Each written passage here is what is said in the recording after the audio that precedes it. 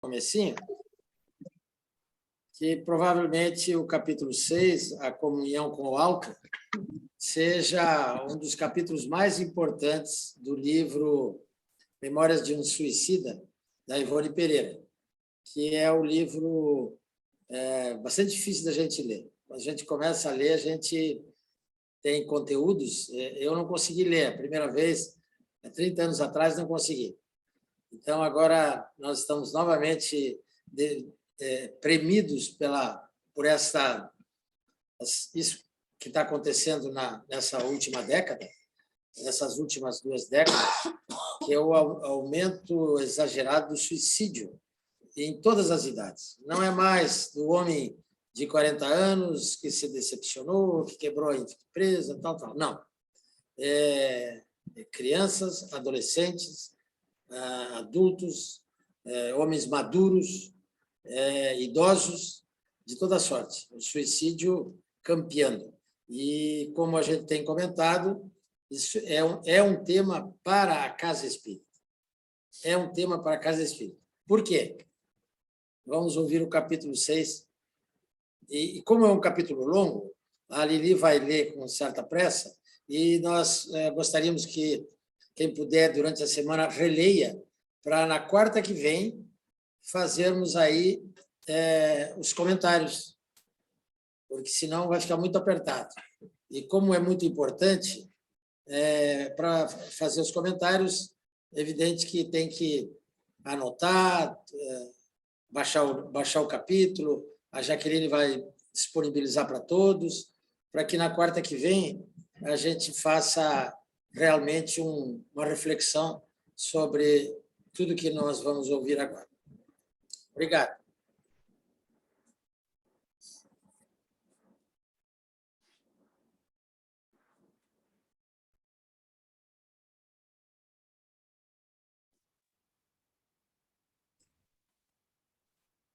Dá para ver?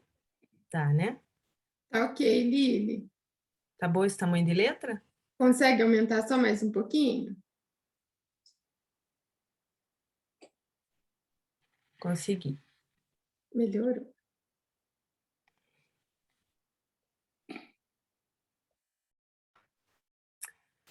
Memórias de um Suicida, pelo Espírito Camilo Cândido Botelho. Capítulo 6, a comunhão com o alto. Disse então Jesus estas palavras: Graças te rendo, meu Pai, Senhor do céu e da terra, por haveres ocultado estas coisas aos doutos e aos prudentes, e por as teres revelado aos simples e aos pequeninos. Mateus, capítulo 11, versículo 25. Em qualquer lugar onde se acharem 2 ou mais pessoas reunidas em meu nome, eu estarei entre elas. Mateus, capítulo 18, versículo 20. Não obstante a eficiência de métodos tão apreciáveis, mesmo no recinto do hospital e mais ainda, entre os asilados do isolamento e do manicômio, existiam aqueles que não haviam conseguido reconhecer ainda a própria situação com a confiança que era de esperar. Permaneciam atordoados, semi-inconscientes, imersos em um lamentável estado de inércia mental, incapacitados para quaisquer aquisições facultativas de progresso. Urgia despertá-los, urgia chocá-los com a revivescência de vibrações animalizadas a que estavam habituados, tornando-os capazes de algo entenderem através da ação e da palavra humanas. Que fazer se não chegavam a compreender a palavra harmoniosa dos mentores espirituais, tampouco vê-los com o desembaraço preciso, aceitando-lhes as sugestões caridosas, muito embora se materializassem eles quanto possível, a fim de mais eficientes se tornarem as operações? A augusta protetora do Instituto tinha pressa de vê-los também aliviados, pois assim o desejava seu excelso coração de mãe. Não vacilaram, pois, em lançar mão de recursos supremos, a fim de conseguirem o piedoso desiderato, os abnegados servidores da formosa legião governada por Maria. Nossos instrutores, Romeu e Alceste, participaram ao emitente diretor do departamento hospitalar existir necessidade premente de demandarem a terra em busca de aprendizes de ciências psíquicas, a fim de resolverem complexos mentais de alguns internos, insolúveis na espiritualidade. Inteirado das particularidades em conferências, a que também assistiram os devotados operadores dos gabinetes, irmão Teócrito nomeou a comissão que deveria, sem demora, partir para a Terra a fim de investigar as possibilidades de uma eficiente colaboração terrena. Expediu ao mesmo tempo petição de assistência ao Departamento de Vigilância, pois a este gabinete, como sabemos, achava-se afeto o movimento de intercâmbio entre nossa colônia e os proscênios terrestres. Olivier de Guzmán, com a presteza que caracterizava as resoluções e ordens em todos aqueles núcleos de serviço, pôs à disposição de seu antigo colega de prélios beneficentes o pessoal necessário, competente para a magna tentativa, ao mesmo tempo em que solicitava da seção de relações externas indicações seguras quanto à existência de agremiações de estudo e experiências psíquicas reconhecidamente sérias, assinaladas pelo emblema cristão da vera fraternidade de princípios no perímetro astral enfaixado por Portugal, Espanha, Brasil, países latino-americanos e colônias portuguesas, assim como as fichas espirituais dos médiuns às mesmas congregados. Coube ao Brasil a preferência dada à variedade de organizações científicas onde o senso religioso e a fúlgida moral cristã consolidavam o ideal de amor e fraternidade, tão admirado pelos da legião em apreço, a par da magnífica falange de médiuns bem dotados para o espinhoso mandato, e que o fichário da vigilância registrava na terra de Santa Cruz. Nessa mesma noite, do Burgo da Vigilância, partiu pequena caravana com destino ao Brasil, chefiada pelo nosso já muito estimado amigo Ramiro de Guzmán, porque se tratasse de espíritos lúcidos, completamente desmaterializados, dispensada foi a necessidade de veículos de transporte, pois empregariam a volitação para o trajeto, por mais rápido e concorde com suas experiências espirituais. Integravam essa caravana, além dos dedicados instrutores Alceste e Romeu, 2 cirurgiões responsáveis pelos pacientes em questão, especializados na ciência da organização físico-astral, como os 2 canalejas, o eram das nossas enfermarias. Iam com poderes conferidos pelo diretor, examinar as possibilidades dos médiuns, cujos nomes e referências recomendáveis haviam obtido da seção de relações externas. Desse exame dependeria a escolha definitiva das agremiações a serem visitadas. Antes, porém, da partida dessa comissão, fora expedida mensagem telepática da direção-geral do Instituto, localizada na Mansão do Templo, aos diretores e guias e instrutores espirituais das agremiações a que pertenciam os referidos médiuns, assim como a seus próprios guias e mentores particulares, solicitando-lhes a indispensável permissão e preciosa colaboração para os entendimentos a serem firmados com aqueles. Os serviços a serem prestados pelos veículos humanos, os médiuns, deveriam ser voluntários. Absolutamente nada lhes seria imposto ou exigido. Ao contrário, Iriam os emissários do Instituto solicitar, em nome da Legião dos Servos de Maria, o favor da sua colaboração, pois era norma das escolas de iniciação a que pertenciam os responsáveis pelo Instituto Correcional Maria de Nazaré, pertencente àquela legião, nada impor a quem quer que fosse, senão convencer à prática do cumprimento do dever.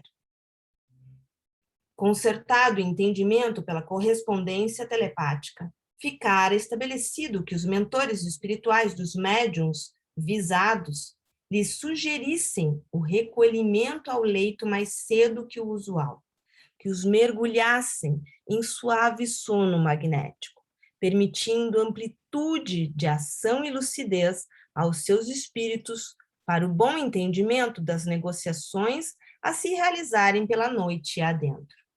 Uma vez desprendidos dos corpos físicos pelo sono, deveriam os referidos concorrentes ser encaminhados para a sede da agremiação a que pertenciam, local escolhido para as confabulações.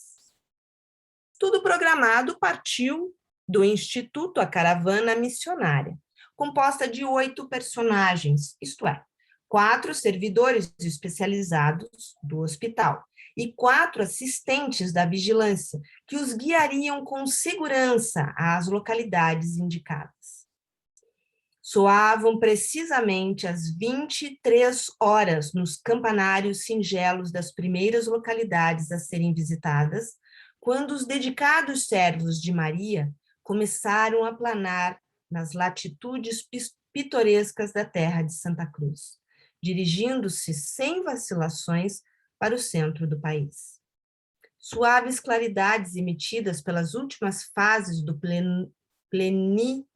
plenilúnio derramavam docemente sobre o dorso do planeta de provações tons melancólicos e sugestivos, enquanto os odores vivos da flora brasileira, rica de essências virtuosas, embalsamavam a atmosfera, como a acenderem piras de perfumes raros em honra aos nobres visitantes, sabendo de suas predileções de iniciados orientais.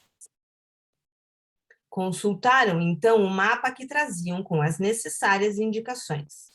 Escolheram algumas das cidades do centro da grande nação planetária, nele indicadas pela seção de relações externas como mantenedoras de agrupamentos de estudos e aprendizagem psíquicos sérios e, separando-se em 4 grupos de apenas 2 individualidades, atingiram céleres os pontos determinados. Haviam estabelecido assim que visitariam 4 cidades de cada vez, à procura dos médiuns, e que, uma vez firmados os entendimentos, reunir-se-iam em determinado local da espiritualidade, com os guias e mentores deles, para indispensáveis entendimentos relativos ao importante certame. Em vários núcleos de experiências, portanto, nessa noite bonançosa, no interior do Brasil, onde a quietude e simplicidade de costumes não contaminam de muito graves impurezas o meio ambiente social, caridosa atividade do mundo astral efetivava-se em locais humílimos, desataviados de opulências e vaidades, mas onde a sacrossanta lâmpada da fraternidade se mantinha acesa para o culto imorredouro do amor a Deus e ao próximo. Os emissários expuseram ao que vinham, solicitando aos médiuns cujos espíritos para ali haviam sido conduzidos enquanto os corpos continuavam profundamente adormecidos, seu concurso piedoso para o esclarecimento de míseros suicidas incapacitados de se convencerem dos imperativos da vida espiritual apenas com o concurso astral. O estado lamentável a que se reduziram aqueles infelizes não foi omitido na longa exposição feita pelos solicitantes. Os médiuns deveriam contribuir com grandes parcelas de suas próprias energias para alívio dos desgraçados que lhes bateriam à porta. Esgotar-se-iam, provavelmente, no caridoso afã de lhes estancar as lágrimas. Seria até mesmo possível que, durante o tempo que estivessem em contato com eles, impressões de indefiníveis amarguras, mal-estar inquietante, perda de apetite, insônia, diminuição até mesmo do peso natural do corpo físico viessem surpreendê-los e afligi-los. Todavia, a direção do Instituto Maria de Nazaré oferecia garantia, suprimento das forças consumidas, quer orgânicas, mentais ou magnéticas, imediatamente após a cessação do compromisso, ao passo que a Legião dos Servos de Maria, a partir daquela data, jamais os deixaria sem a sua fraterna e agradecida observação. Se arriscavam à solicitação de tão vultoso concurso, era porque entendiam que os médiuns educados à luz da áurea moral cristã são iniciados modernos. E por isso, devem saber que os postos que ocupam no seio da escola a que pertencem, fatalmente terão de obedecer a dois princípios essenciais e sagrados da iniciação cristã, heroicamente exemplificados pelo mestre insígne, que alegou amor e abnegação. Não obstante, seriam livres de anuir ou não ao convite. O encargo deveria distinguir-se por voluntário, realizado sem constrangimentos de nenhuma espécie, estribando-se na confiança e no sincero desejo do bem. Assim se realizaram as primeiras confabulações em 12 povoações visitadas, sendo os convites apresentados a 20 médiuns de ambos os sexos. Dentre estes, porém, apenas 4 senhoras humildes, bondosas, deixando desprender do envoltório astral estrigas luminosas à altura do coração, ofereceram incondicional e abnegadamente seus préstimos aos emissários da luz, prontas ao generoso desempenho. Dos representantes masculinos, apenas 2 aqueceram, sem rasgos de legítima abnegação, é certo, mas fiéis aos compromissos de que se investiram, assemelhando-se ao funcionário assíduo à repartição por ser esse o dever do subordinado. Os restantes, conquanto honestos, sinceros no ideal esposado por amor de Jesus, desencorajaram-se de um compromisso formal. Os quadros expostos, mostrando-lhes o precário estado dos pacientes que deveriam socorrer, seu martirológio de além-túmulo, infundaram-lhe tais pavores e impressões que acharam por bem retrair impulsos assistenciais, prontificando-se, porém, a permanente auxílio através das irradiações benévolas de preces sinceras. Foram, por conseguinte, desobrigados de quaisquer compromissos diretos, dando-se os visitantes por amplamente satisfeitos.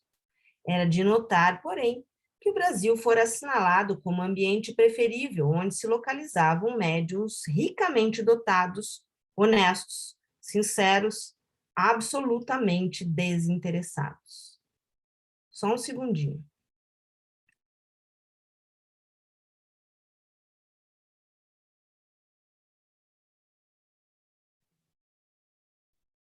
Desculpa. Seguiram-se os indispensáveis exames da organização astral e envoltório material dos que se comprometeram ao alto mandato. À beira de seus leitos, inspeção minuciosa foi efetivada em seus fardos carnais. O vigor cerebral, as atividades cardíacas, a harmonia da circulação, o estado geral das vísceras e do sistema nervoso, e até as funções gástricas, renais e intestinais foram cuidadosamente investigadas. As deficiências, porventura observadas, seriam a tempo reparadas por ação fluídica e magnética, pois tinham à frente ainda 24 horas para os preparativos. Passaram em seguida à vistoria do envoltório físico astral, ou seja, o perispírito. Conduzidos a um dos postos de emergência e socorro, mantidos pela colônia a que deveriam emprestar caridoso concurso nas proximidades desta como da própria terra, espécie de departamento auxiliar onde frequentemente se realizavam importantes trabalhos de investigações e labores outros, afetos aos serviços da mesma colônia. Foram os espíritos dos 6 médiuns, contratados minuciosamente, instruídos quanto aos serviços que deveriam prestar, examinados os seus perispíritos, revivificados com aplicações fluídicas de excelência soberana para o desempenho, analisados o volume e grau das vibrações emitidas e corrigidos os excessos ou deficiências apresentadas, a fim de que resistissem sem sofrer quaisquer distúrbios e dominassem, tanto quanto possível, beneficiando-as com o vigor sadio que desprendessem as emanações mentais nocivas, doentias, desesperadoras dos desgraçados suicidas absorvidos pela loucura da dor superlativa. Pode-se mesmo asseverar que o contato mediúnico com os futuros comunicantes estabeleceu-se nessa ocasião, quando correntes magnéticas harmoniosas foram dispostas de uns para outros. Assim, determinando a atração simpática, a combinação dos fluidos, fator indispensável na operação dos fenômenos de tão melindroso quão sublime gênero. Uma vez ultimados tais preparativos, reconduziram os colaboradores terrenos aos seus lares, libertando-os do sono em que os haviam mergulhado, a fim de que retomassem os fardos materiais quando bem lhes aprovesse. E incansáveis heróis do amor fraterno tornaram aos seus postos do invisível, prosseguindo em nova série de atividades preparatórias para a jornada da noite seguinte, quando se iniciaria a sucessão de reuniões em 4 cidades do interior do Brasil. E não é de admirar que assim o fizesse, sabido como é que todos os iniciados graduados são doutores em medicina, com amplos conhecimentos também das organizações físico-astrais. Desde o regresso da Comissão de Entendimentos, movimentação em comum apresentavam as repartições do burgo da vigilância e do hospital. Na manhã seguinte, fomos cientificados de que, ao cair do crepúsculo, partiríamos em visita de instrução aos planos terrenos, o que muito veio a alvoroçar nossos corações, por imaginarmos possibilidades de rever nossas famílias e amigos. Da vigilância, turmas de operários e técnicos partiram ao alvorecer, conduzindo aparelhamentos necessários a um importante trabalho a realizar-se às primeiras horas da noite. Quer os diretores de nossa colônia, quer os instrutores e educadores, seus auxiliares, eram severos na observação dos métodos empregados, meticulosos nas disciplinas exigidas para o intercâmbio entre o mundo astral e a Terra, fiéis aos programas estatuídos pelos santuários orientais, onde havia muito, quando homens aprenderam as magnas ciências do psiquismo. Por isso mesmo, um esquadrão de lanceiros desceu, e depois de inspeção rigorosa pelo interior do edifício onde se realizaria a reunião de psiquismo, ou, como usualmente se denomina, a sessão espírita, postou-se de guarda, fazendo segura ronda desde as primeiras horas da madrugada. Ficou assim circulada por milicianos hindus, que se diriam invencível barreira, a casa humilde sede do centro espírita escolhido para a primeira etapa, enquanto o emblema respeitável da legião foi arvorado no alto da fachada principal, invisível a olhos humanos comuns, mas nem por isso menos real e verdadeiro, uma vez que a nobre agremiação fora temporariamente cedida àquela insigne e benemérita corporação espiritual. Obreiros devotados, sob a direção de técnicos e diretores da seção de relações externas, preparavam o recinto reservado à prática dos fenômenos, tornando-o, tanto quanto possível, idêntico aos ambientes que no Instituto lhes eram favoráveis à instrução dos pacientes.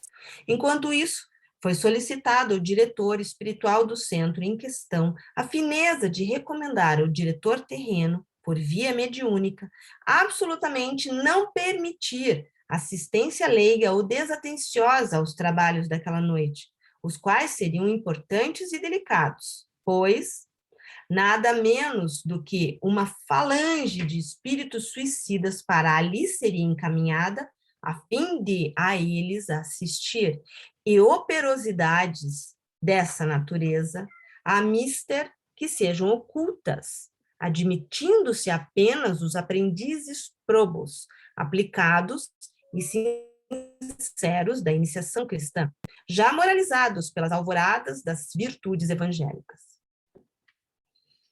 Fluidos magnéticos foram prodigamente espargidos no recinto da sala de operações, por obedecerem a duas finalidades: servirem como material necessário à criação de quadros visuais demonstrativos durante as instruções aos pacientes e refrigerantes tônicos para combate às vibrações nocivas, inquietantes e desarmoniosas dos espíritos sofredores presentes e mesmo de algum colaborador terreno que deixasse de orar e vigiar naquele dia, arrastando para a mesa a sacrossanta da comunhão com o invisível, as emanações da mente conturbada. Tudo preparado. Ao entardecer, iniciou-se o transporte das entidades chamadas ao vultoso empenho, pela manhã do mesmo dia. Porém, após a preleção que se seguia às aplicações balsamizantes para nosso tratamento, nos gabinetes já descritos, fomos esclarecidos quanto à importância da reunião a que deveríamos assistir. Durante a viagem, seria preferível abstermos-nos de quaisquer palestras. Deveríamos equilibrar nossas forças mentais, impelindo-as em sentido generoso, que procurássemos recordar durante o trajeto as instruções que vínhamos recebendo havia 2 meses, recapitulando-as como se devêramos prestar exame.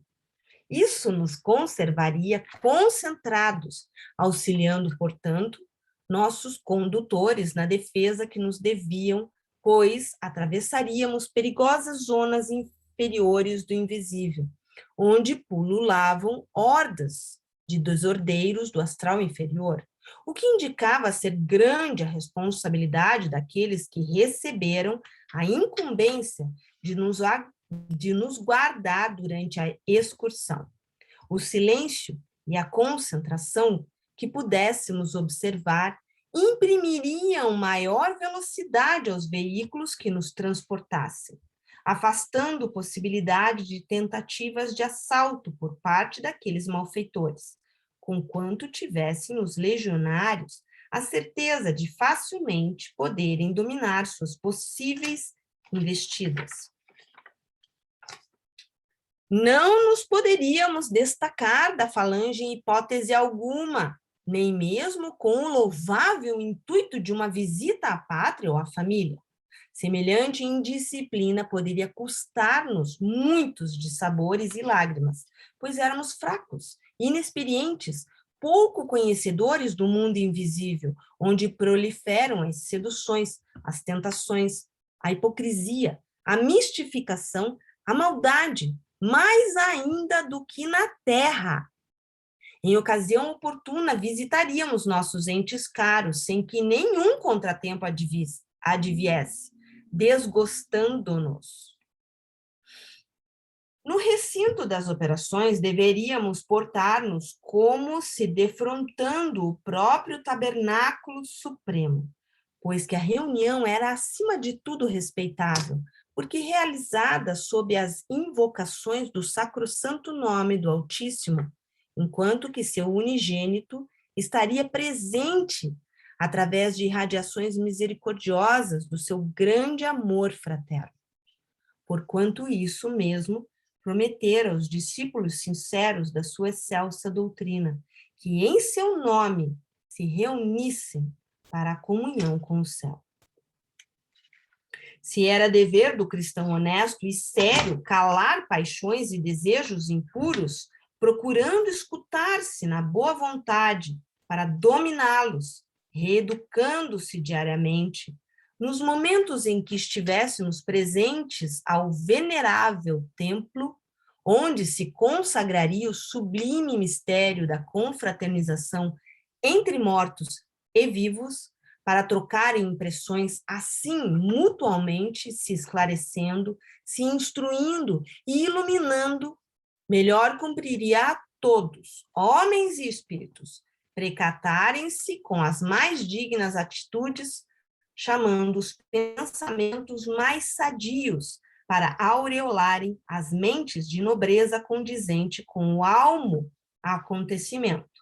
Esquecerem mágoas, preocupações subalternas, levando bem alto o padrão dos sentimentos caridosos no intento de beneficiação ao próximo, pois que seria bom nos lembrássemos de que, integrando a nossa falange mesma, iam entidades ainda mais desafortunadas do que nós, aquelas que nenhum alívio ainda tinham conseguido, tais a desorganização nervosa, a dispersão mental em que se mantinham, e às quais ordenava o dever de fraternidade que auxiliássemos, apesar da nossa fraqueza, contribuindo com nossos pensamentos benevolentes, firmes, vibrando em sentido favorável a elas. Tal proceder de nossa parte rodeá-las-ia de vigores novos, os quais abrandariam a ardência das angústias que as oprimiam, concedendo ao mesmo tempo a nós outros o mérito da verdadeira cooperação. Disseram no mais que, na terra, nem todos os homens admitidos ao cenáculo sagrado das evocações guardavam essa higiene moral e mental, necessária à boa marcha do intercâmbio com o invisível, que nos dias decorrentes, entre os encarnados, existia até mesmo leviandade e abuso na prática das relações com os mortos, o que é lamentável, porquanto todo aquele que age leviana ou descriteriosamente em torno de tão respeitável quão melindroso assunto, acumula responsabilidades gravíssimas para si mesmo, as quais pesarão amargamente na sua consciência em dias futuros. Por isso mesmo, as reuniões luminosas, onde o descortino de muitas grandezas espirituais seria possível, tornam-se raras, pois nem sempre os componentes de um quadro de operadores são realmente dignos do alto mandato, que presumem poder desempenhar. Esquecem-se de que, para as verdades dos mistérios celestes refulgirem ao seu entendimento, submetendo-se à sua penetração, por lhes desvendarem as sublimidades que lhes são próprias, é e sempre foi indispensável aos investigadores a autodisciplina moral e mental, preparo individual prévio, que obriga a modificações sensíveis no interior de cada um, ou, pelo menos, o desejo veemente de reformar-se, vontade convincente de atingir o verdadeiro alvo do bem. Mas que, Ainda assim, apesar de tudo, ordeno o dever de fraternidade que espíritos angelicais voltem vistas frequentemente para núcleos onde tais infrações se verificam, observando caridosamente a melhor oportunidade para a elas comparecerem, procurando aconselhar aqueles mesmos inconsequentes, instruí-los quanto possível, despertando em suas consciências o senso real da responsabilidade terrível de que se sobrecarregam, deixando de envergar a túnica das virtudes, apontada na velha parábola do celeste conselheiro, como traje obrigatório para a mesa do divino banquete, com as sociedades astrais e siderais. E que, assim agindo, os ditos espíritos nada mais faziam do que observar princípios da fraternidade estabelecida pelo próprio mestre Nazareno, o qual não desprezou descer de esferas deíficas até o pélago tormentoso das maldades humanas, a fim de apontar aos pecadores o caminho do dever e a prática das virtudes regeneradoras.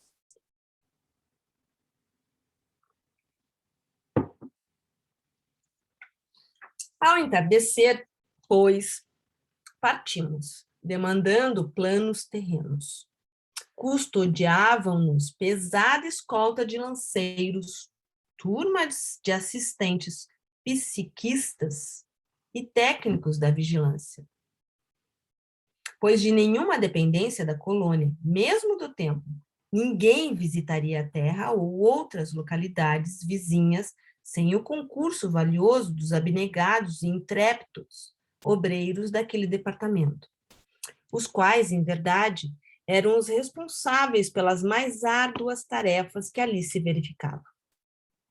Já bastante instruídos, portamo-nos à altura das recomendações recebidas.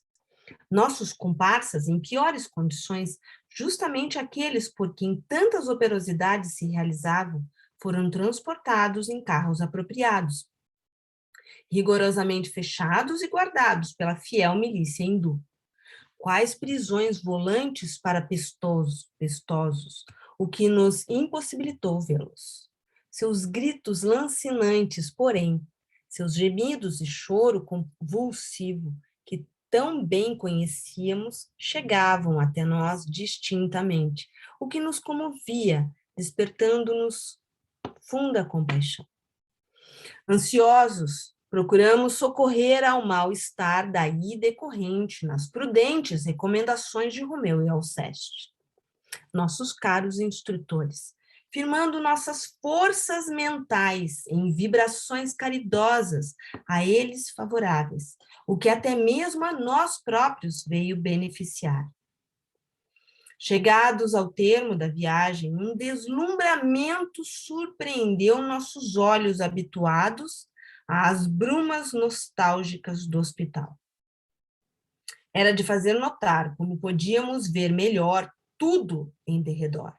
Uma vez na terra, pois, em tempo algum, jamais víramos edifício tão magnificamente engalanado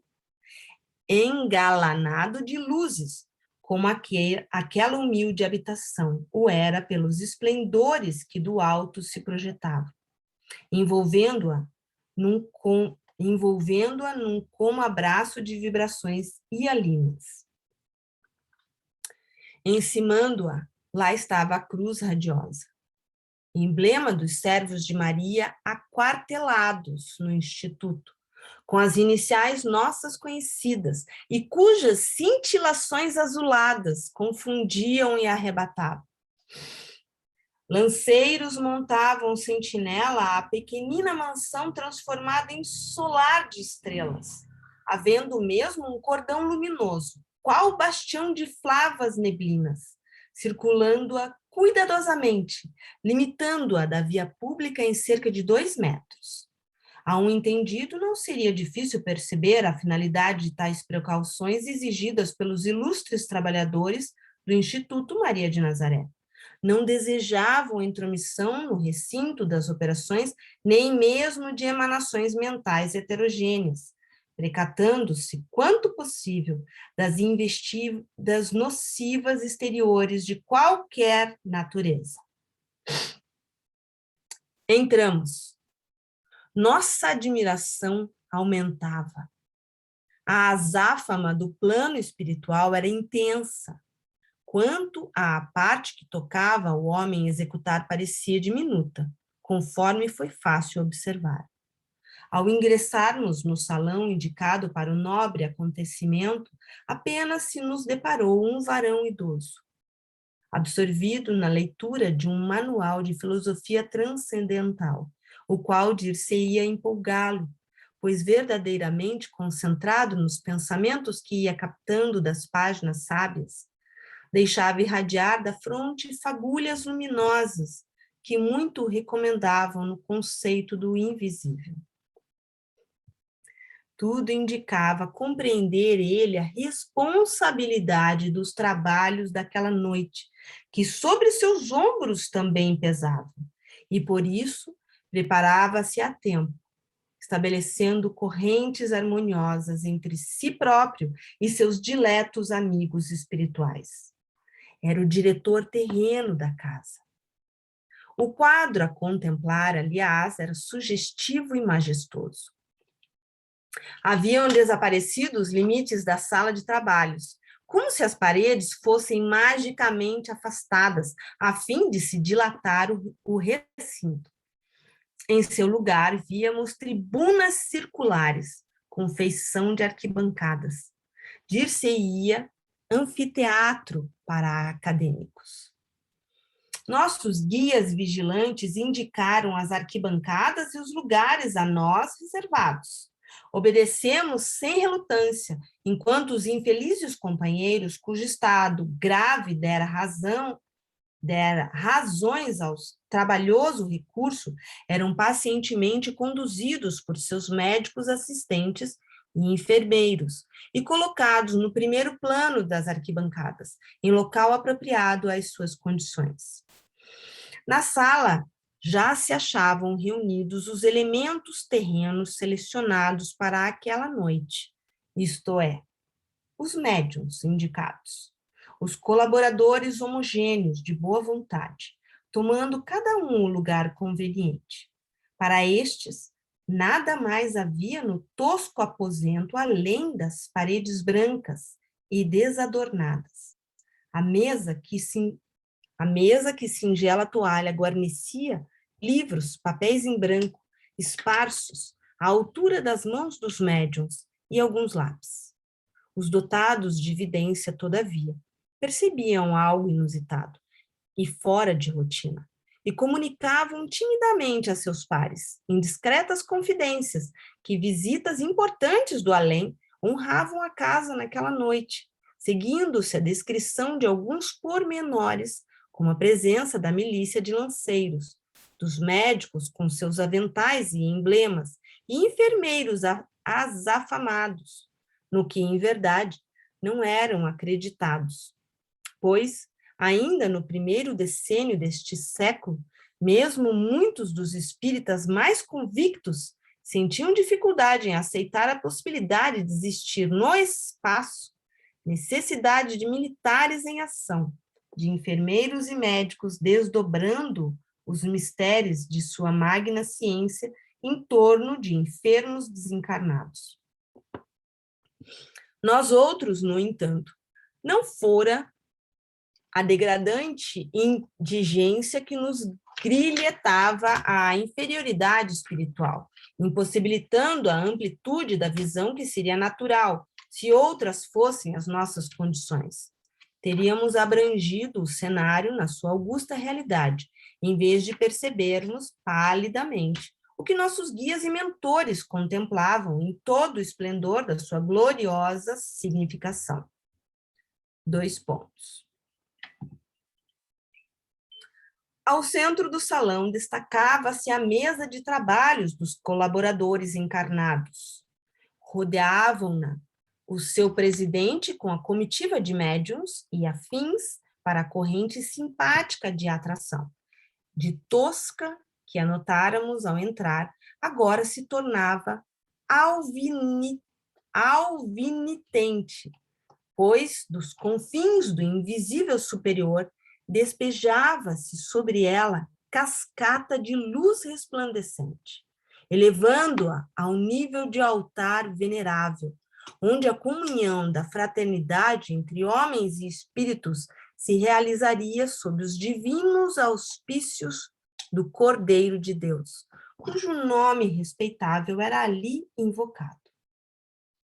Abrangendo essa primeira corrente magnética produzida pelas vibrações harmoniosas dos encarnados, existia uma segunda, composta por entidades translúcidas e formosas, cujas feições mal podíamos fixar, tais os reflexos vivos que emitiam, parecendo antes silhuetas encantadas, orladas de raios cristalinos e puros. Eram os espíritos guias do centro visitado, os protetores dos médiuns, assistentes e familiares das pessoas presentes que abnegadamente, talvez desde milênios, se dedicavam ao objetivo da sua redenção. Além desta, ocupando maior espaço no recinto e como as duas primeiras dispostas em círculo, a supercorrente fornecida pelos visitantes e composta na sua totalidade pelo pessoal especializado comissionado pelo Departamento de Vigilância e subordinado à Seção de Relações Externas, pessoal esse chefiado pelo nosso amigo Ramiro de Guzmán. A cabeceira da mesa, lugar de honra, ocupado pelo diretor da casa, o qual requer do seu ocupante elevadas disposições para o bem, e que para os métodos hindus usados no Instituto seria a chave do círculo propício ao nobre desempenho. Postavam-se além deste o seu diretor espiritual e mais o chefe de nossa expedição, isto é, Ramiro de Guzmán, ao passo que mais acima, Romeu e Alceste, os instrutores diretos da atormentada falange, cujo delicado desempenho vai verificar-se através da palavra do instrutor terreno, o presidente da mesa.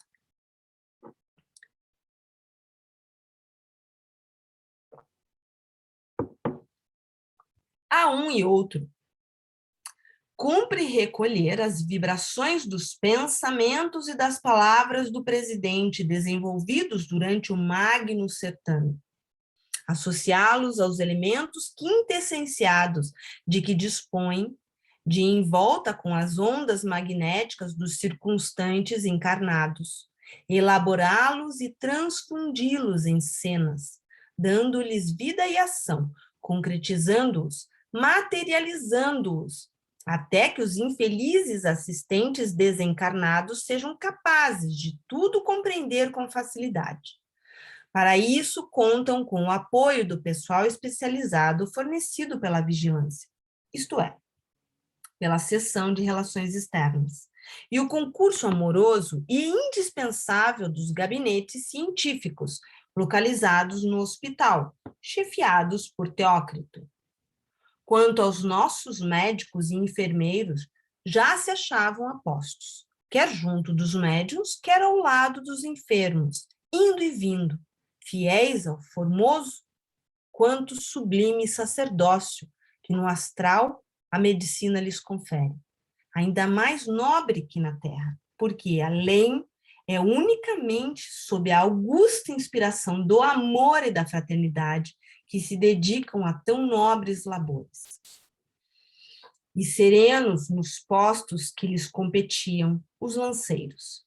Esses colaboradores arrojados e silenciosos, dir-se-ia trazerem as forças de que dispunham, em verdade não nas lanças, que em suas mãos não exprimiam violência, mas nas mentes rigorosamente moldadas, nas forjas de trabalhos austeros, de iniludíveis disciplinas, de renúncias e aprendizados abrilhantados na dor dos sacrifícios. Cada colaborador, no posto que lhe era devido, cumpria iniciar a chamada, como rezavam os métodos da iniciação. tocou ao irmão Conde de Guzmán levá-la a efeito, como responsável que era pela numerosa comitiva. Os comissionados pelos chefes do Instituto Maria de Nazaré para a tarefa daquela noite achavam-se presentes. A seu pedido, imitou-o o diretor espiritual do centro, notificando que também os seus subordinados correspondiam ao santificante compromisso. Quanto aos cômpares terrestres, os auxiliares humanos, nem todos se encontravam fielmente reunidos à hora aprazada. A chamada que, do plano espiritual, lhes era feita, acusava nada menos que 3 ausentes do cumprimento do dever. Iniciaram-se, finalmente, os trabalhos sob o nome sacrossanto do Altíssimo e a proteção solicitada do excelso Mestre de Nazaré. Visivelmente inspirado pelos pensamentos vigorosos das entidades iluminadas presentes, o presidente da casa desenvolveu ardente prece, tocante e substanciosa, a qual predispôs nossos corações ao enternecimento e ao fervoroso recolhimento. À proporção que orava, porém, com maior vigor, incidiam sobre a mesa os arrebóis nível azulados, emanados do alto. Quais bênçãos dadivosas que nos levaram a imaginar lampejos do olhar caridoso de Maria, norteando seus obreiros na piedosa missão de socorro a pobres decaídos. Supliquemos, porém, aos mentores e tutelares presentes a graça de nos conferirem por instantes o poder da visão à distância, que neles é um dos formosos atributos do progresso, adquirido e o qual não possuímos ainda, e respeitosamente acompanhemos esse cascatear azulíneo que engalanou a sede humilde da agremiação dos discípulos do grande iniciado Allan Kardec, a ver se conseguiremos descobrir a sua origem. Eis que fomos satisfeitos em nossas pretensões, sob a condição de conduzirmos o leitor no giro que empreendermos através das desejadas investigações.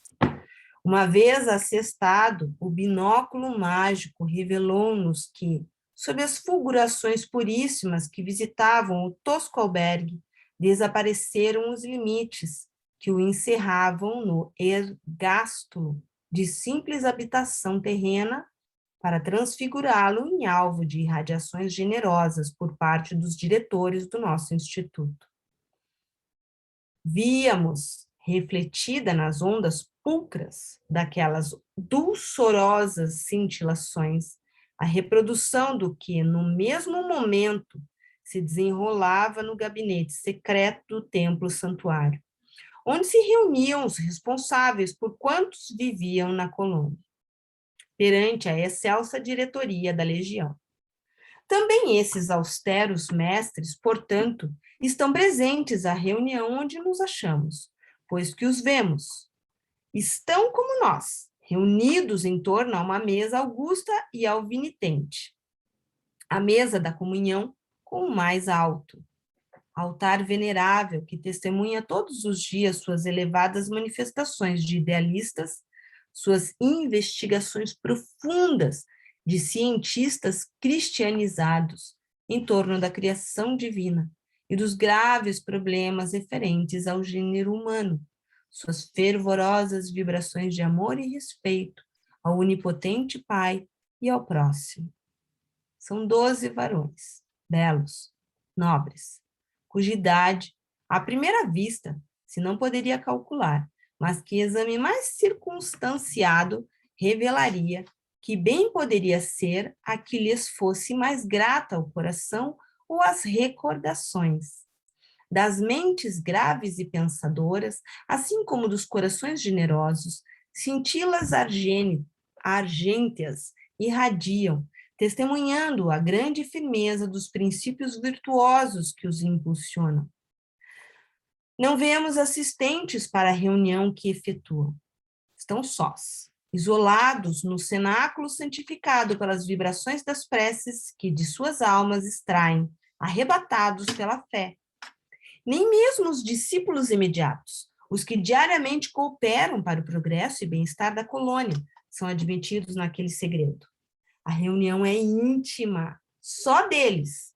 Precisam da mais sólida homogeneidade de que poderão dispor suas forças assestadas para o sentido do bem, pois urge manter a harmonia geral da Assembleia, que é reunir-se sob o nome do Criador Supremo do Universo e às vistas do seu unigênito, cuja presença foi solicitada ardentemente ao se iniciarem os trabalhos. Perante Maria, são eles os responsáveis pelo que se passar na tenda humílima dos discípulos de Allan Kardec, no cimo da qual se assentou o emblema da sua legião. E o que é ainda mais grave, perante seu augusto filho, o mestre e redentor, a quem todas as legiões prestam obediência, porque é ele, o diretor maior, a quem o Criador conferiu poderes para redimir o planeta Terra e suas humanidades, é ela a responsável pelo que ali se passa, além das responsabilidades deles próprios, motivo pelo qual será absolutamente imprescindível a conservação da harmonia para a obtenção dos bons êxitos. Para que o Mestre amado seja ainda uma vez glorificado, para que seu nome excelso não sirva de pretexto para levianas realizações, para que se não cometa o sacrilégio de fazer degenerar em simples fórmula banal a invocação feita ao Cordeiro Imaculado de Deus, para que esteja presente nos ditos trabalhos e para que seja real sua presença em espírito e verdade, no santuário dos seguidores de Kardec, visitado por seus pupilos, vibram eles ali, reunidos secretamente, elevando os pensamentos em haustos sublimes, concentrados e firmes, alongando com as melhores reservas mentais que possuem as próprias almas na súplica para que mereçam com efeito todos presentes à magna reunião, a presença do grande Consolador, assim estabelecendo as correntes invencíveis, virtuosas e cândidas para aquela noite, correntes que são o traço de união entre a presença do Mestre Divino e a reunião espírita terrena séria, bem dirigida. Por isso mesmo é que os demais servidores, conquanto probos, dedicados e sinceros, não podem presenciar essa magna assembleia no além realizado. Não alcançaram ainda as vibrações perfeitamente homogêneas com as suas, tal como requer a santidade do mandato. Na vasta colonização do Instituto Maria de Nazaré, apenas esses 12 mestres de iniciação se apresentam perfeitamente idênticos em qualidades morais, graus de virtude e de ciência, e estado de espiritualização para a comunhão no sublime ágape que efetuam. São, não obstante, simples e modestos. Sabem que de si mesmos pouco têm para distribuir com os mais necessitados e sofredores, porque consideram diminuto o cabedal de ciência adquirido, apesar do longo carreiro de experiência que palmilharam, a série de peregrinações pelas vias do sacrifício e das lágrimas. Consequentemente, não desconhecem que se encontram ainda distanciados da perfeição, mas porfiam em caminhar com passos sempre mais firmes ao encalço do grandioso ideal que acalentam, a união definitiva com Jesus, e revelam com demonstrações insofismáveis que nem paixões pessoais, nem desejos impuros abalançam mais suas vontades rigidamente retemperadas no amor, na justiça e no dever.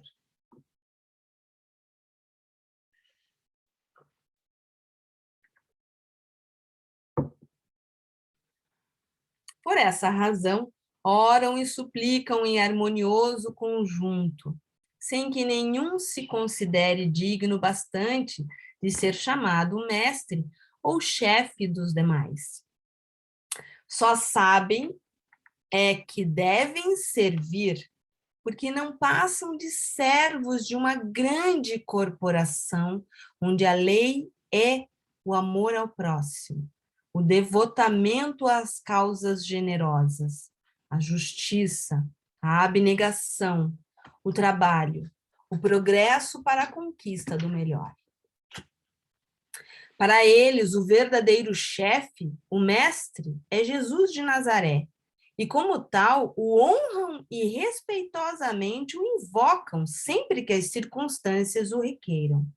E como servos, como discípulos e subordinados, desejam praticar ações dignificantes, alcançar méritos a fim de se elevarem no conceito do amado Senhor.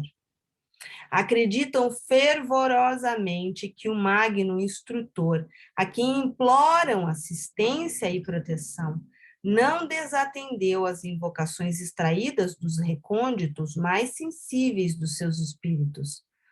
Antes desceu misericordioso e terno como sempre, não apenas até o santuário hialino, onde só eles penetram, mas também à humilde choça em que se efetua o divino banquete da fraternidade, ao qual também concorrem pobres homens e mulheres ainda encarnados, arrastando-se penosamente através dos cardos das provações para aprendizados redentores.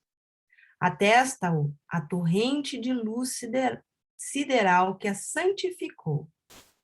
É que a certeza da presença de Jesus nas reuniões engrandecidas pelas virtudes e dispositivos morais e intelectuais de seus orientadores, quer encarnados, quer desencarnados, proveio do fato de jamais se haverem extinguido da sua audição espiritual as miríficas expressões daquela voz amorosa, inesquecível e sublime, firmando a promessa imortal.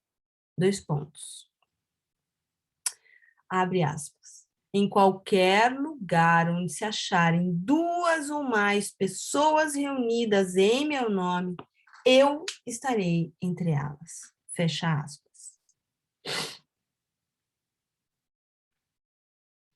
Como sói acontecer nas reuniões legítimas da iniciação espírita cristã, cujos princípios elevados impõem, como base inalienável para o seu adepto, a autorreforma moral e mental, naquela noite memorável para todos de minha sinistra falange, foi escolhido o tema evangélico a ser estudado e comentado.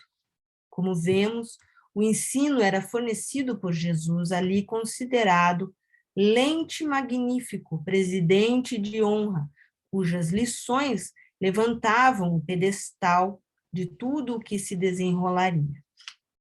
Iniciada foi, pois, a leitura do Evangelho, seguindo-se explanação formosa e fecunda do presidente terreno.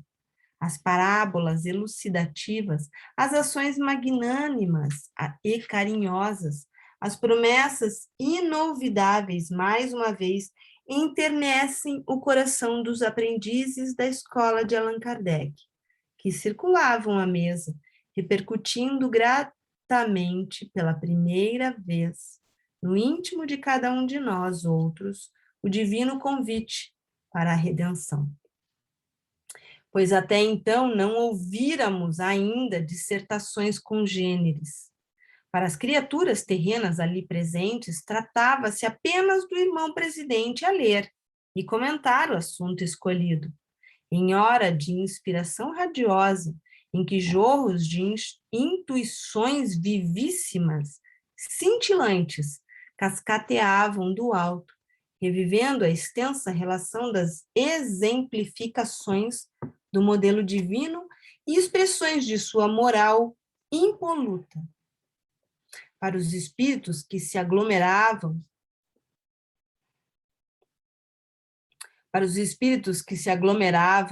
no recinto, porém, invisíveis à quase totalidade dos circunstantes humanos, e particularmente para os desditosos que para ali foram encaminhados, a fim de se esclarecerem, havia muito, muito mais que isso. Para estes, são figuras, vultos, sequências que se agitam a cada frase do orador. É uma aula estranha, singular terapêutica, que nos ministravam qual medicamentação celeste, a fim de balsamizar nossas desgraças. A palavra, vibração do pensamento criador, repercutindo em ondas sonoras, onde se retratavam as imagens mentais daquele que a proferia, e espalhando-se pelo recinto saturado de substâncias fluidomagnéticas apropriadas e fluidos animalizados dos médiuns e assistentes encarnados, é rapidamente acionada e concretizada, tornando-se visível graças a efeitos naturais que as forças mentais conjugadas dos tutelares reunidos no templo com as dos demais cooperadores em produziam. Intensificam-se as atividades dos técnicos da vigilância, comissionados para o delicado labor da captação das ondas, onde as imagens mentais se retrataram, da coordenação e estabilidade de sequências, etc., etc. A palavra, assim trabalhada no maravilhoso laboratório mental, assim modelada e retida por eminentes especialistas devotados ao bem do próximo, corporificou-se, tornou-se realidade criada, que foi a cena viva do que foi lido e exposto. De nossas arquibancadas, rodeados de lanceiros, quais prisioneiros do pecado que em verdade éramos, tivemos a inédita e grata surpresa de assistir ao desenrolar das narrativas escolhidas em movimentações na faixa flamejante que do alto descia iluminando a mesa e o recinto. Se havia referência à personalidade inconfundível do mestre Nazareno, era a reprodução de sua augusta imagem, que se desenhava tal como cada um se habituara a imaginá-lo, no âmago do pensamento desde a infância. Se recordavam seus feitos, sua vida de exemplificações sublimes, seus gestos inesquecíveis de protetor incondicional dos sofredores. Além, o víamos tal como o texto evangélico descrevia, bondoso e amorável, distribuindo fragrâncias do seu manancial de amor e das virtudes deificas de que era excelso relicário. Aos pobres e sofredores, aos cegos e paralíticos, aos lunáticos, aos loucos e aos leprosos, aos ignorantes e às crianças, aos velhos e aos de boa vontade, aos pecadores e às adúlteras, aos publicanos, aos samaritanos, aos doutores, aos desesperados e aflitos, aos doentes do corpo e do espírito, aos arrependidos, como aos próprios crentes da sua doutrina de luz e aos seus próprios apóstolos. Enquanto o presidente, que não enxergava com olhos materiais esses quadros majestosos que se elevavam da sua leitura e do comentário feito, mas sentia as vibrações harmoniosas e enternecidas que os produziam, lhe comoverem a sensibilidade, ia repetindo e comentando as encantadoras, inesquecíveis asserções que tantas lágrimas hão enxugado através dos séculos, tantos corações sequiosos têm desalterado. Tantas e tão angustiosas incertezas hão transformado na serenidade de uma convicção sólida e inquebrantável. Vinde a mim, vós que sofreis, e vos achais sobrecarregados, e eu vos aliviarei.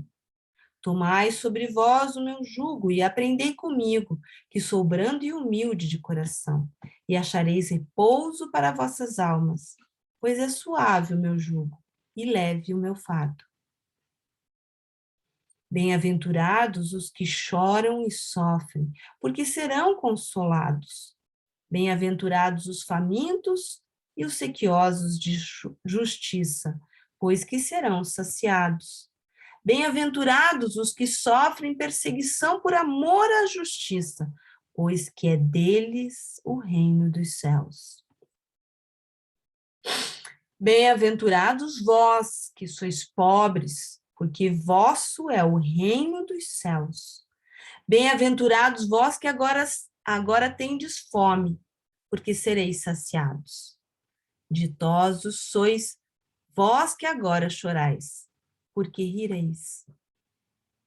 Deus não quer a morte do pecador, mas que ele viva e se arrependa.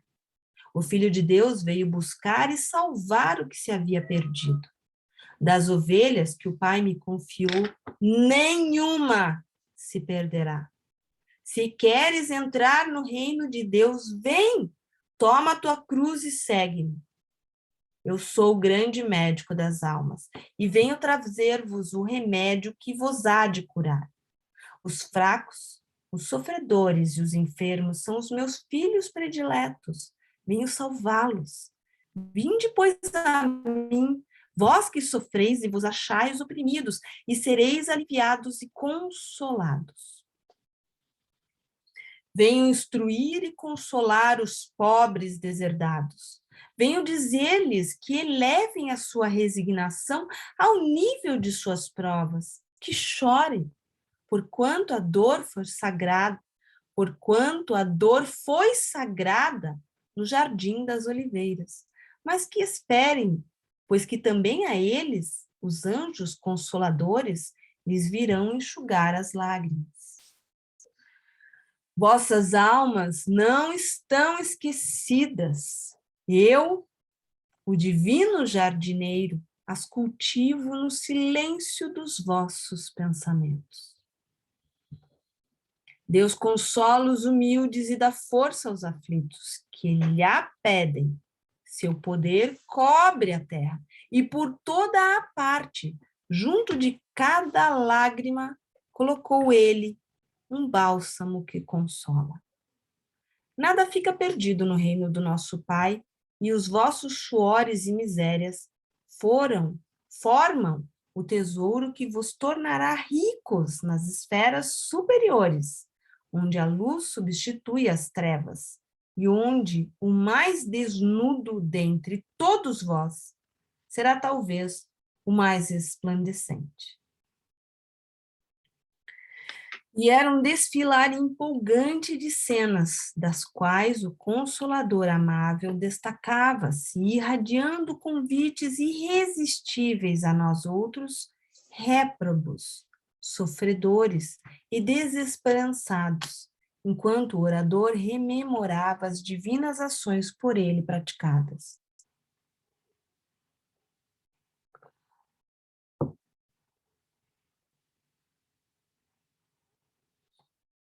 Silêncio religioso presidia as arquibancadas.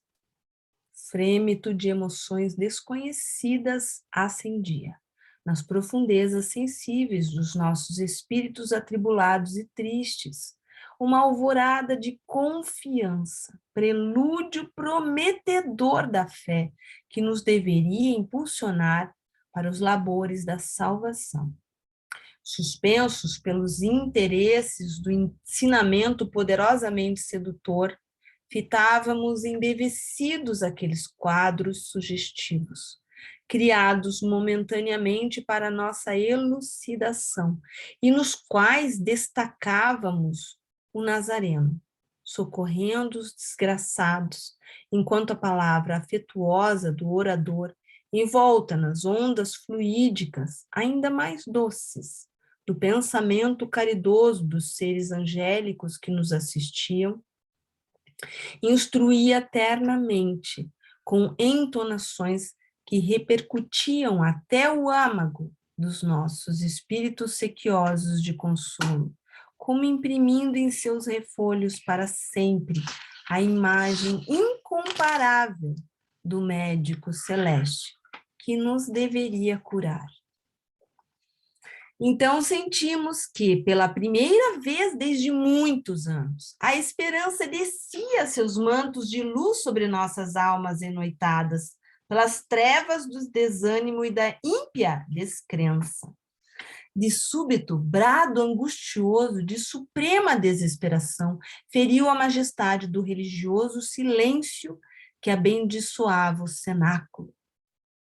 Um dos nossos míseros pares, justamente daqueles a quem denominávamos retalhados, entre aspas, durante o cativeiro no Vale Sinistro, por conservarem no corpo astral as trágicas sombras do esfacelamento do envoltório carnal sob as rodas de pesados veículos de ferro e cujo estado de incompreensão e sofrimento muito grave exigira o concurso humano a fim de ser suavizado, esperando receber também alívio aos feros padecimentos que o exasperavam, arrojou-se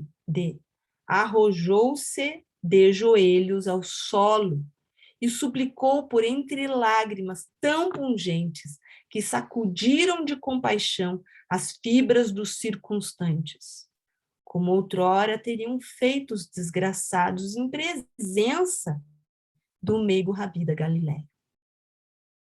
Jesus Cristo, meu Salvador e Salvador. Jesus Cristo, meu Senhor e Salvador. Compadecei-vos também de mim.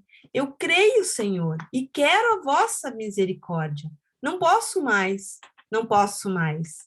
Enlouqueci no sofrimento. Socorrei-me, Jesus de Nazaré, a mim também por piedade. A um sinal de Alceste de Romeu, os bondosos enfermeiros ampararam-no, conduzindo-o ao médium, uma senhora ainda jovem, delicada de talhe e de feições, e que na véspera se comprometera ao magno desempenho, quando das investigações dos obreiros do Instituto para conseguirem a reunião. 2 médicos responsáveis pelo espírito em questão acompanharam-no, estabelecendo sua ligação com o precioso veículo e também a este dispensando a mais desvelada assistência, a fim de que nenhum contratempo sobreviesse.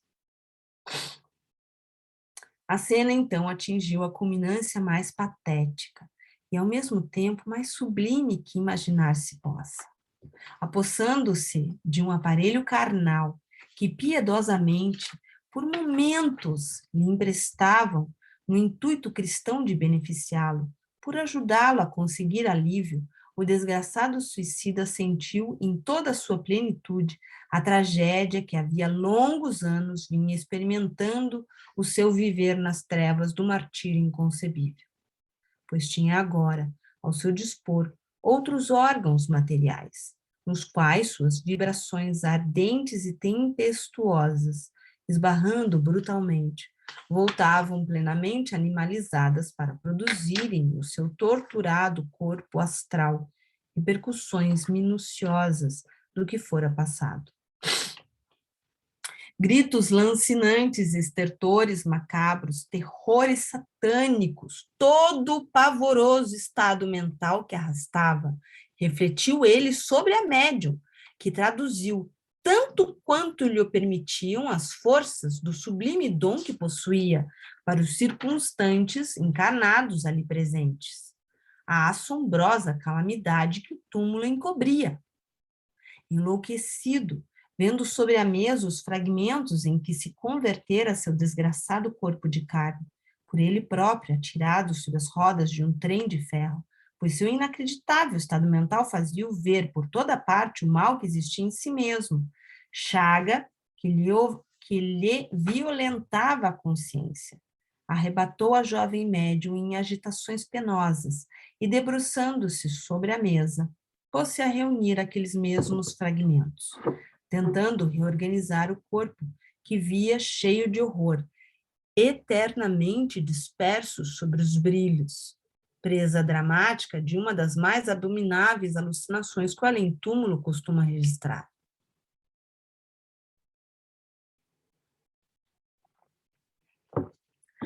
Vulnerado pelos fogos da inconcebível tortura do réprobo, a estampar a realização da assertiva severa do Evangelho, abre aspas, e sereis atirados nas trevas exteriores, onde chorareis e rangereis os dentes, fecha aspas.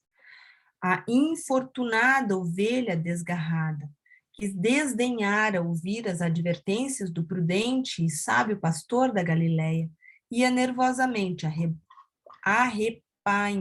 arrepanhando papéis, livros e lápis que se achavam dispostos sobre a mesa, à disposição dos psicógrafos, e neles, julgando reconhecer as próprias vísceras esfaceladas, ossos triturados, carnes sangrentas, o coração, o cérebro, reduzidos a montículos repugnantes.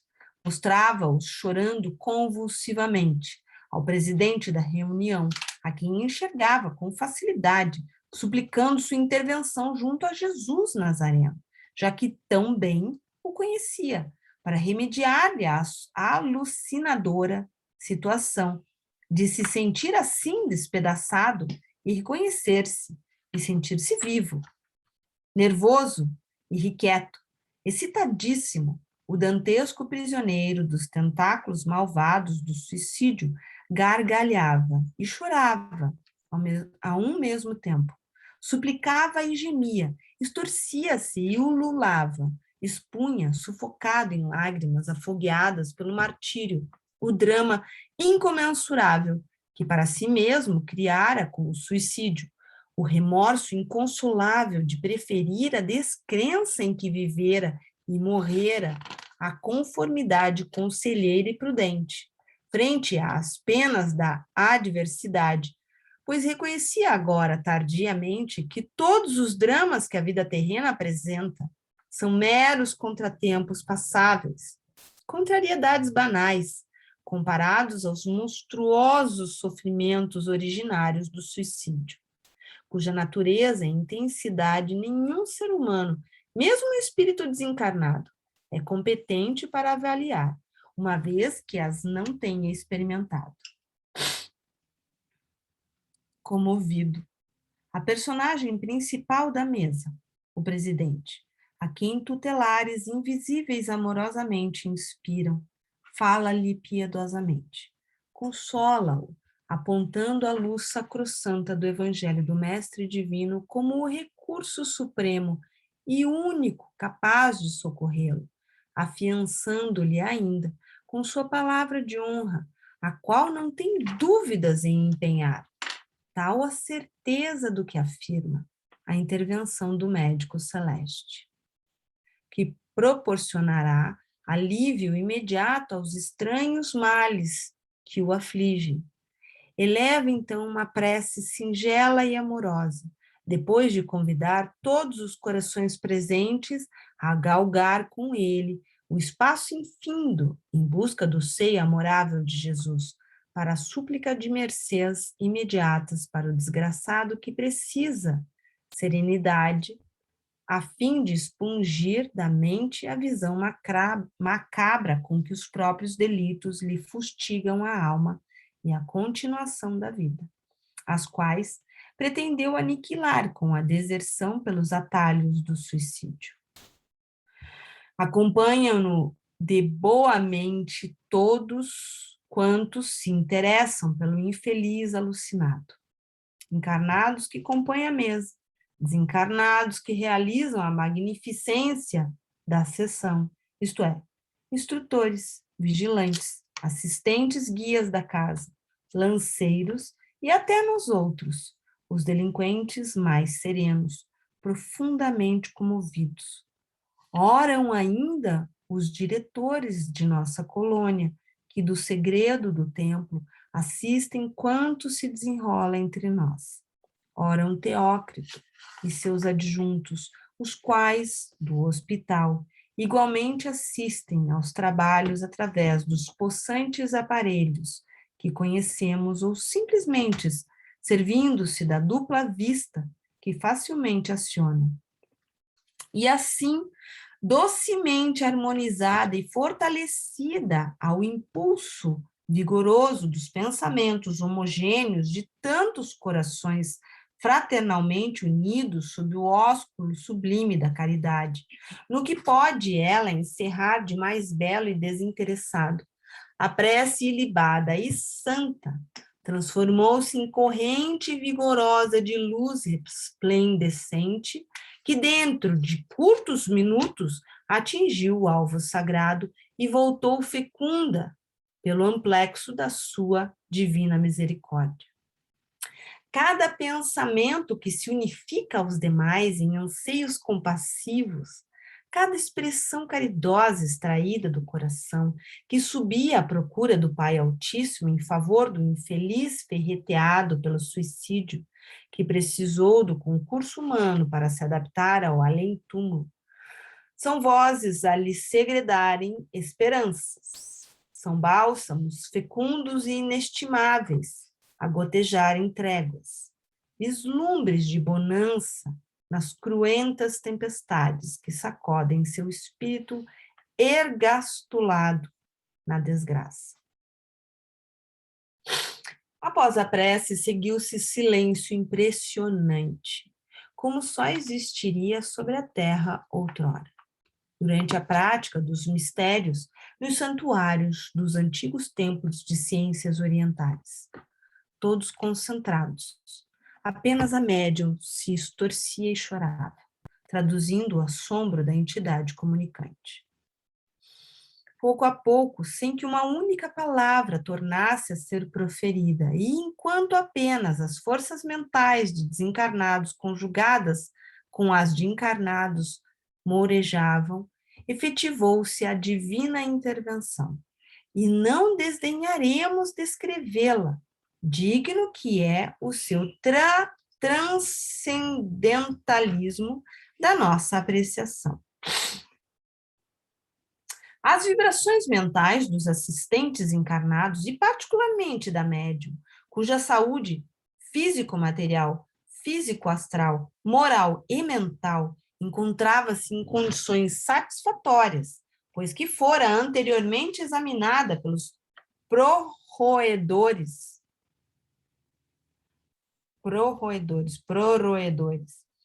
do importante certame espiritual, reagiam contra as do comunicante, que viciadas, enfermas, positivamente descontroladas, investiam violentamente sobre aquelas, como ondas revoltas de imensa torrente, que se despejasse abruptamente no seio esmeraldino do oceano, formoso e sobranceiro, refletindo os esplendores do firmamento ensolarado.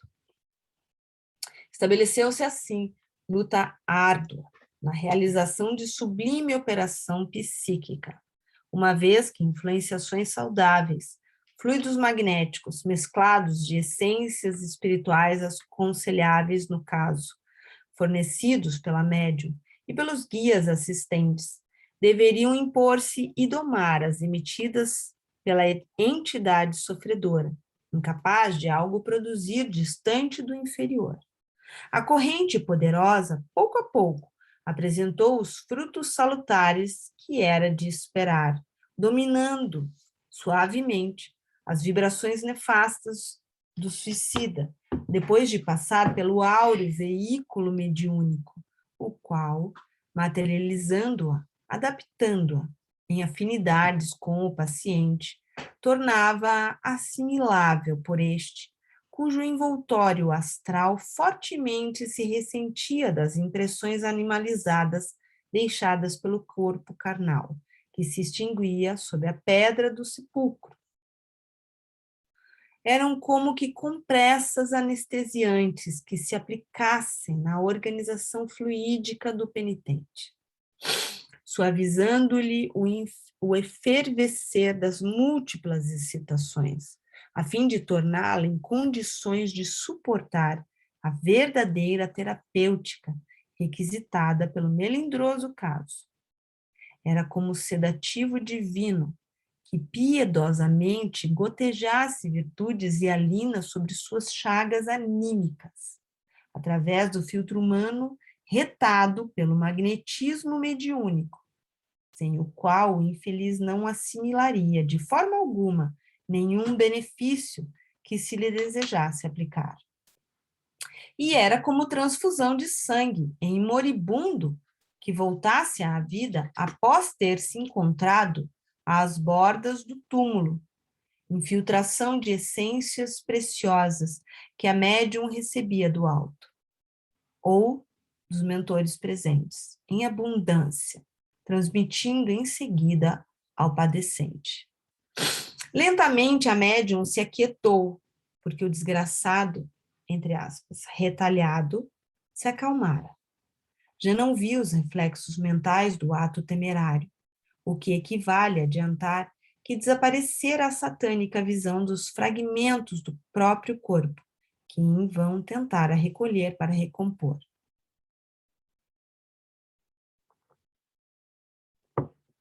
Grata sensação de alívio perpassava suas fibras perispirituais, doloridas pelos amargores longamente suportados. Continuava o silêncio augusto, propício às dulçorosas revelações imateriais do amparo maternal de Maria, da misericórdia inefável de seu Filho imaculado. Pelo recinto repercutiam ainda as tonalidades blandiciosas da melodia angélica, quais cavatinas siderais, arpejando esperanças. Abre aspas. Vinde a mim, vós que sofreis, e vos achais sobrecarregados, e eu vos aliviarei. Fecha aspas. Enquanto ele chorava em grandes desabafos, entrevendo possibilidade de melhor situação. Suas lágrimas, porém, já não traduziam os estertores violentos do início, mas expressão agradecida de quem sente a intervenção beneficente. Então, Alceste e Romeu acionaram as forças da intuição com veemência sobre a mente do presidente da mesa, que se engrinaldou de luminosidades adamantinas. Aproximaram-se os técnicos do aparelho mediúnico, a que o infeliz se encostava. Explica-lhe o presidente, pormenorizadamente, quanto lhe sucedeu e por que sucedeu. Ministra-lhe a aula expressiva a que aqueles agentes corporificam com a criação de quadros demonstrativos. Vimos que se repetia, então, na sessão espiritista terrena, o que havíamos assistido nas assembleias do hospital presididas pelo insigne Teócrito. 2 pontos. A vida do paciente ressurge como fotografada, refletida nesses quadros de suas mesmas recordações, desfilando à frente de seus olhos desde o berço até o túmulo por ele mesmo cavado.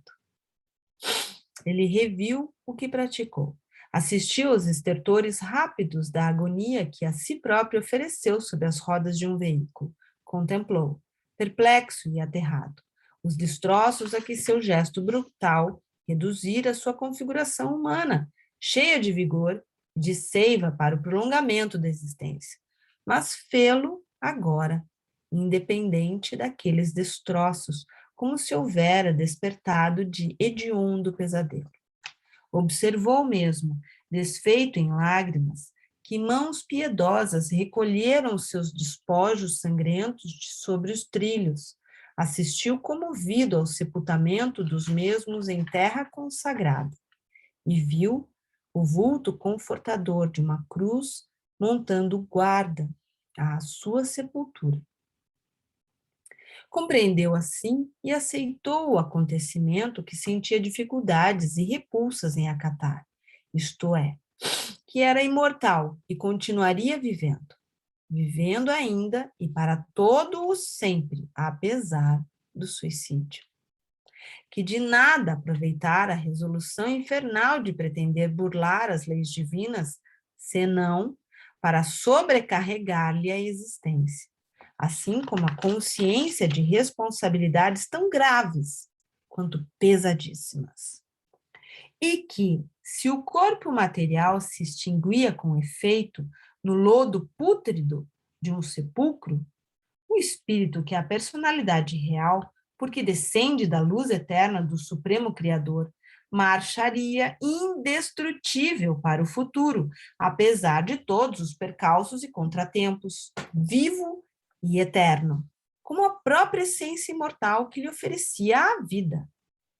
Ó Deus do céu, que ofício religioso ultrapassará em glórias essa reunião singela, desprovida de atavios e repercussões sociais, mas onde a atribulada alma de um suicida, descrente da misericórdia do seu Criador, desesperada pelo acervo dos sofrimentos daí consequentes e inclemência dos remorsos, é convertida dos alvores da fé pela doçura irresistível do evangelho do meigo nazareno?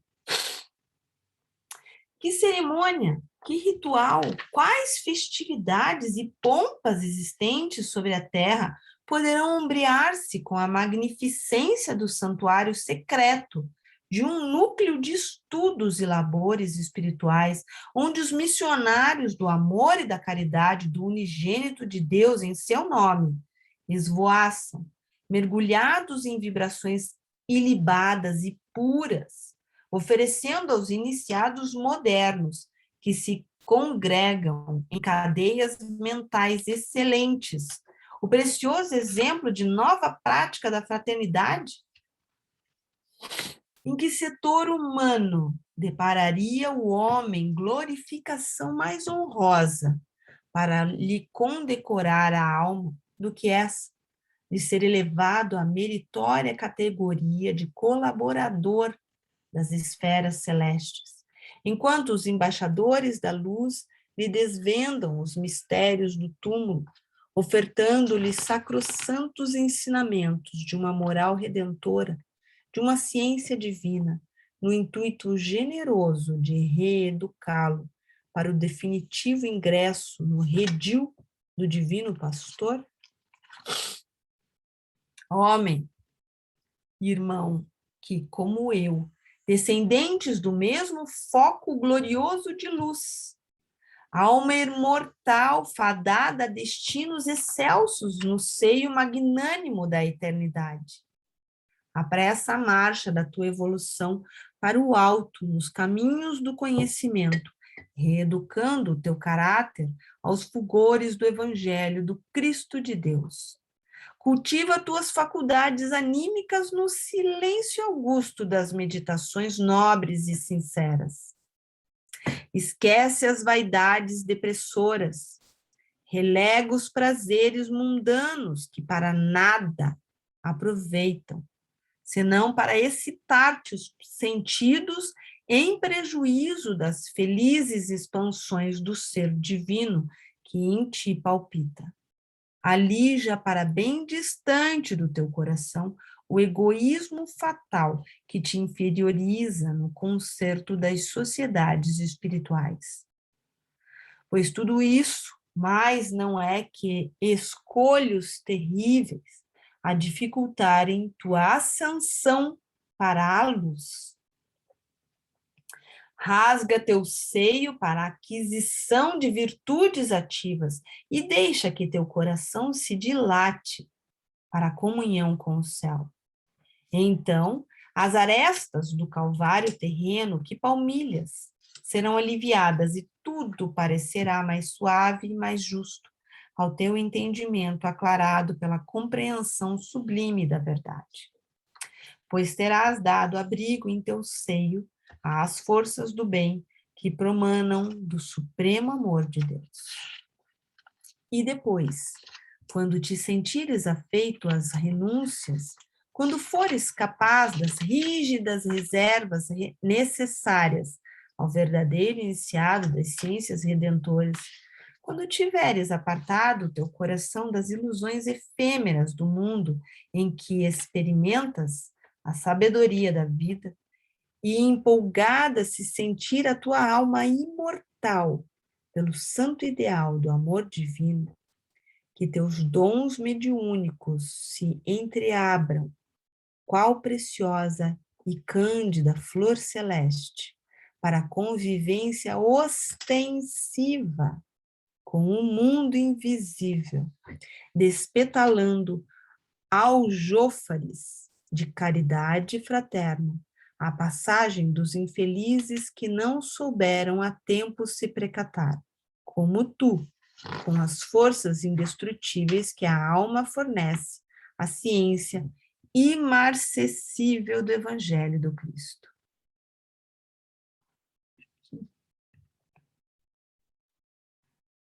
Terminei, nem acredito. Lília, obrigada, Lília. Nossa. Hoje você, olha, foi... Nossa, coitada. Lindíssimo Gil, texto, hein? vamos fazer uma prece agora e a gente volta aqui para um bate-papo. Isso. Fernando, você faz a prece? Nossa, Fernando. Então, vamos lá.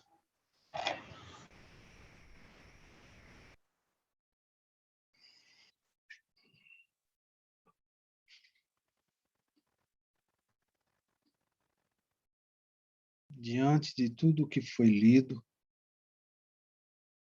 nesta noite,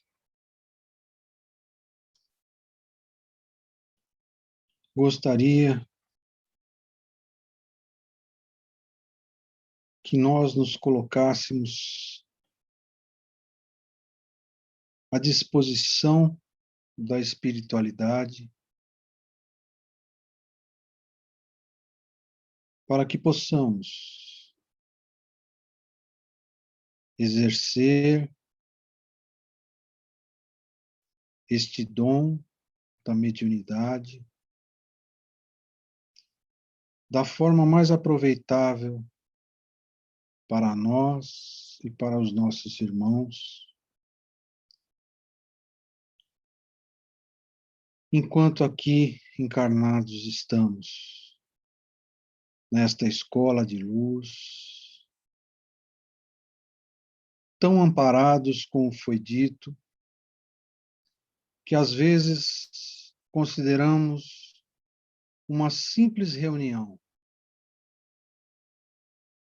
mas os preparos da nossa equipe espiritual é muito grande. Esse texto nos faz valorizar cada minuto que estamos juntos em nome do Cristo. Esta oportunidade bendita de aprendizado, que nos proporciona conhecimento, tranquilidade, paz de espírito, para que possamos aplicá-la no nosso dia a dia, através de atos no bem, completamente desinteressados, ou pelo menos no aprendizado das ações que nos levarão um dia a esses atos. Agradecemos aos nossos mestres, que estão sempre conosco, nos orientando. A Eurípides, que proporciona essa comunhão, essa irmandade, que abraçados, seguimos caminhando um passo a cada vez, mas sempre nos apoiando e nos incentivando uns aos outros. Muito obrigado e que possamos levar a energia desses momentos ainda durante muito tempo e que a luz do nosso Mestre permaneça conosco. Muito obrigado e que assim seja.